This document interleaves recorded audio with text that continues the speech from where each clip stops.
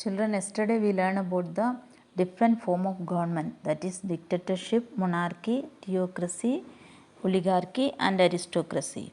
Then we started to learn about the democracy also. So the meaning of democracy is people's power, and we also learn about the famous definition of democracy by Abraham Lincoln. That is, democracy is the government of the people, by the people and for the people. So the history of democracy, the democracy originated in the Greek city of Athens 2500 years ago. Then democracy developed in Roman Empire also. And today we are going to see about the democracy in European countries. First, England. In England, king was forced to sign a document called Magna Carta, which restricted the power of king. According to this, king had to obey the law like all other people, and in case the law was broken by the king, he might be removed by the nobles. The nobles formed a council to act as a controlling body on the power of the king. Magna Carta means it is a royal charter of rights agreed by the King John of England in 1215. So in Magna Carta it is written that king had to obey the law like all other people. The king also under the law, it is written there, and the king accepted this. It is forcefully they have taken the sign of king in this Magna Carta. Magna Carta means it is a document, some rules and regulations written in it. And in case the law was broken by the king, he might be removed by the nobles. This also written. यदि king कोई भी reason से यदि law break किया तो king को noble निकाल सकते, ऐसा एक लिख के रखा. This is a starting point of the democracy. Then we know that in England, England is linked with the emergence of modern democracy, like that American War of Independence and French Revolution.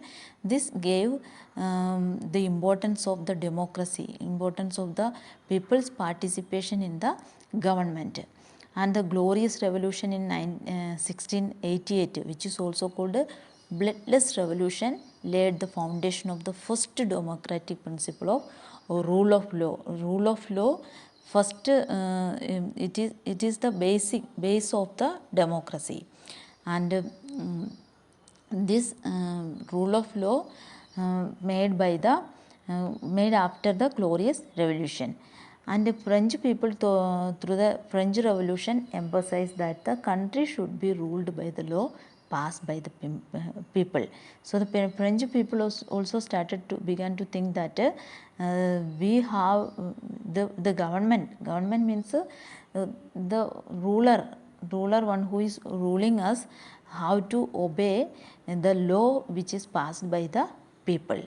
Then in France, the National Constituent Assembly adopted the Declaration of Rights of Men and of the Citizen in 1789, which recognized that all men are equal by nature and before law. According to this Declaration of Rights of Men, all men are equal by nature and before law. So the government is established to guarantee the man to enjoy of his natural rights. Our natural right is that right to equality, liberty, security, right to property.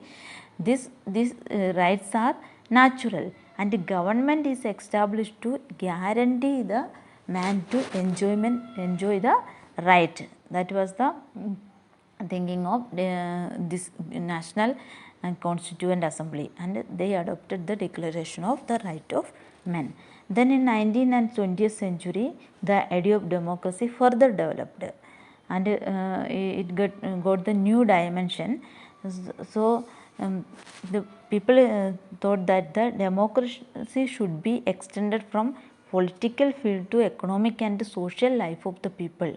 So democracy, not only it is for the politics or not only for the running the government, it should reach the social and economic life of the people.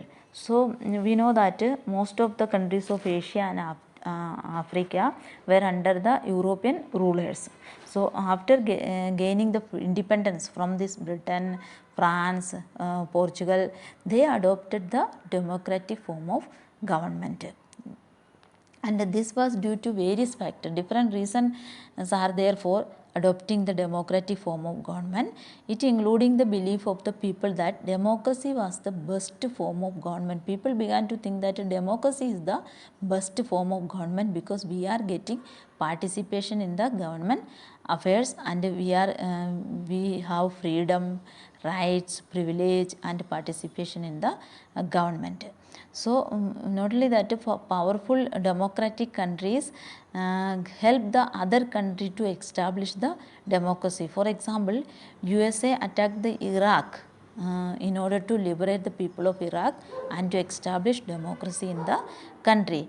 In India, after the independence, India became a democratic republic. Republic is the state in which supreme power is held by the people and their elected representative. We know that we are electing our representative, and the representative will run the government.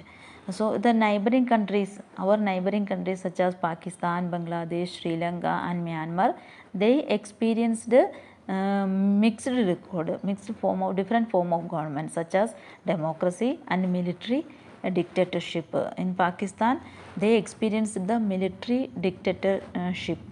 So then next is that type of democracy. Democracy is generally categorized into two types, that is direct democracy and indirect or representative democracy.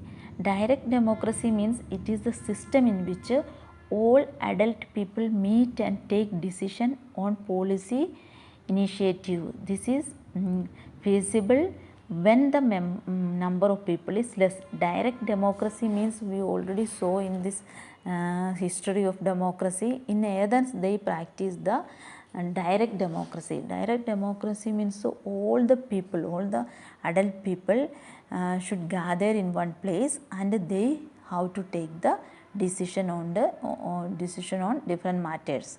So it is able to done in practice there because the number of people is less.